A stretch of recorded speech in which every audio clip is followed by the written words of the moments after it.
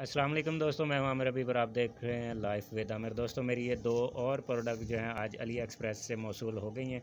तो खैर अभी मैं इनको ओपन करता हूं और हो सकता है कुछ पर्सनल हों, तो मैं देखता हूं इसमें क्या है।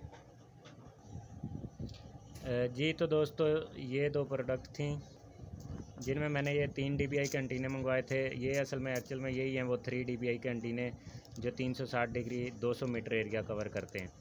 रॉकेट M2 के लिए बेस्ट हैं अगर आपने ज़्यादा पावर अपने करीब रखनी है, मोबाइलों को कनेक्ट करना है। तो ये खैर मैंने एक लॉकेट मंगवाया था तो वो भी सही सलामत पहुंच गया। अभी एक और लॉकेट आना बाकी है जो मैं पर्सनल कह रहा था। मैं समझा शायद दोनों लॉकेट ही हैं क्योंकि ये इतने छोटे आएंगे, तो इमेज तो बहुत बड़ी थी।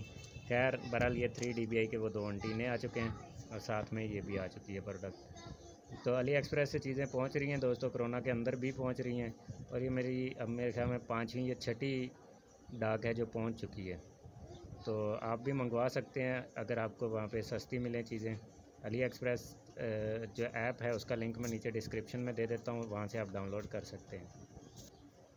इसी के साथ मुझे दीजिए इजाज़त। अपना बहुत सारा ख्याल रखना है, दुआओं में याद रखिएगा। अल्लाह हाफिज़।